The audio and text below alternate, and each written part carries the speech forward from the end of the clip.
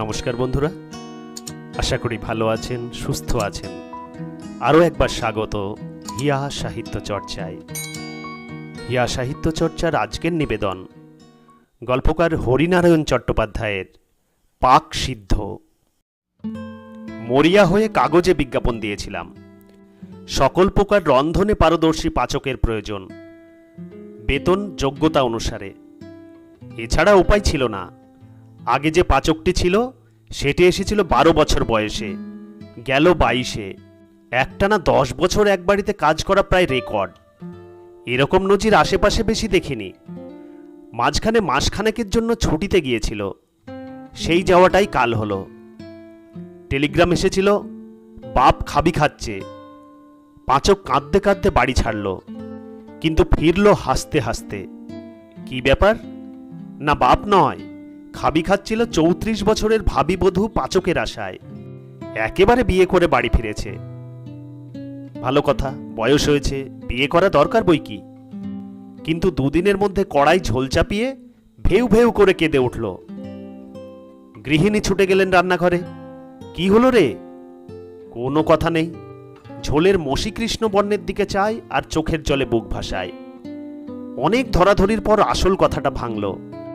ঝোলের রং দেখে বহুর কথা মনে পড়ে গেল, যাকে বিহারের এক কণ্ড গ্রামে ছেড়ে এসেছে। গভীর দর্শনের কথা, একের মধ্যে বহু রূপ নিরীক্ষণ, অর্থাৎ ঝোলের মধ্যে। গৃহিণী অনেক বুঝিয়ে এলেন, কিন্তু ফল হলো না। কড়ার ঝোল কড়াই রইল। পাচক কাঁদতে কাঁদতে বেরিয়ে পড়ল। চোখের জলে ঝাপসা দৃষ্টি, সঠিক দেখতে পাবার কথা নয়।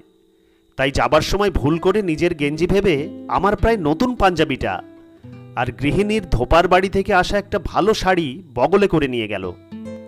তারপর থেকেই মারাত্মক অবস্থা। সংসার প্রায় অচল। বাড়তে বাড়তে গৃহিণীর ওজন প্রায় 3 মণের কাছাকাছি দাঁড়িয়েছে। বসতে হাঁপান, উঠতে হাঁপান।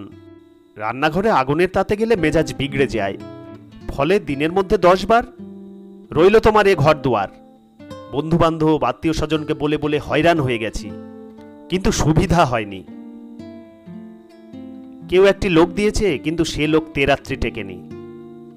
এক বন্ধু বললে, ওসব প্রাচীন প্রথা ছেড়ে দাও, একে তাকে বলে কোনো লাভ নেই, কাগজে বিজ্ঞাপন দাও, নিজে বেছে লোক নিতে পারবে।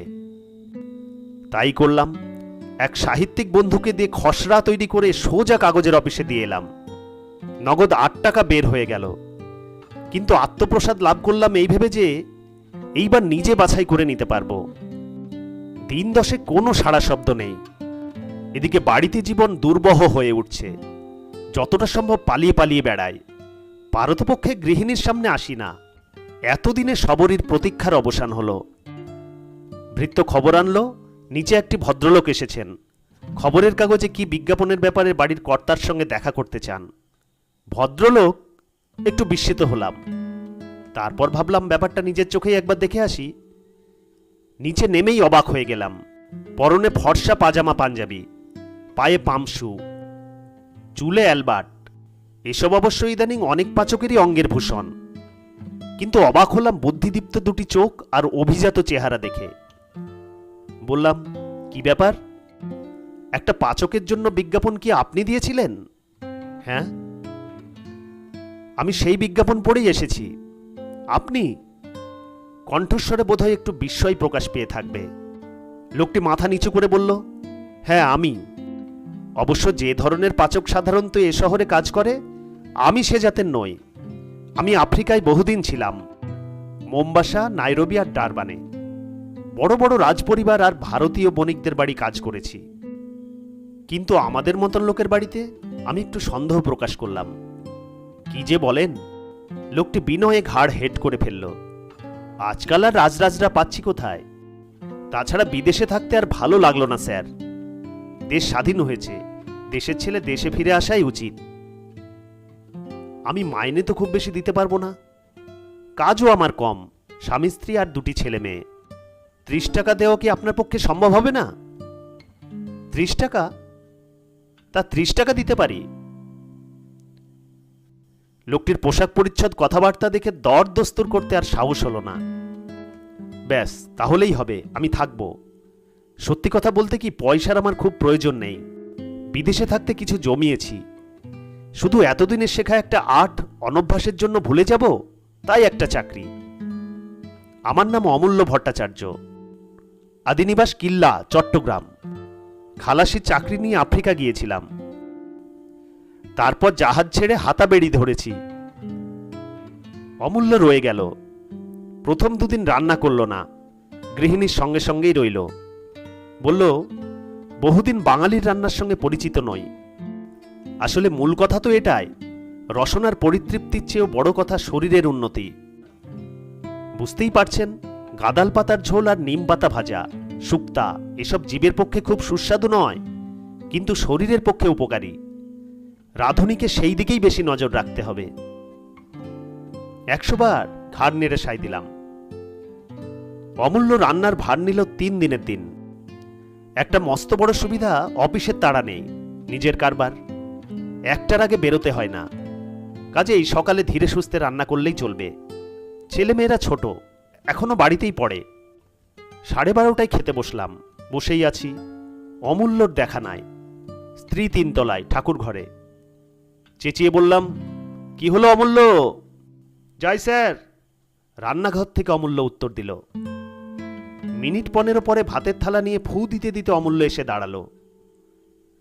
থালাটা টেবিলের উপর রেখে বলল, গ্যাসে রান্না করা চিরকাল অভ্যাস কিনা? এসব উনানে ভারী কষ্ট হয়। তাপটা রেগুলেট করতে পারি না স্যার। কিছু বললাম না, বলবার মতন অবস্থা তখন নেই। এক দৃষ্টে থালার দিকে চেয়ে আছি। 1 থালা ভাত প্রায় পাকের সামিল। মনে আছে একবার দাঁতের যন্ত্রণায় খুব কষ্ট পাচ্ছিলাম, গৃহিণী এইরকম গলা ভাত করে দিয়েছিলেন। অমূল্য ডালের বাটি এনে পাশে রাখল, একটা মাছ ভাজা। 2-1 গ্রাস মুখে দিয়ে বলেই ফেললাম, অমূল্য, ভাতটা যেন কেমন কেমন মনে হচ্ছে। একটু গলিয়ে দিয়েছি স্যার, এই বয়সে একটু গলা খাওয়া ভালো। আর একটু হলে গ্রাস গলায় বাধ্য। বিগলিত হওয়ার কথা কি বলল অমূল্য?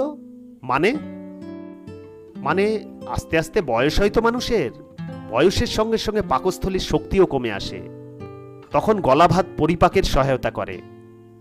হয়তো জিভে বিস্বাদ লাগবে স্যার, কিন্তু শরীরের পক্ষে ভারী উপকারী। কিছু বললাম না, বলার কিছু ছিল না। মাথা নিচু করে খেতে লাগলাম। অমূল্য টেবিলের ধারে দাঁড়িয়ে রইল।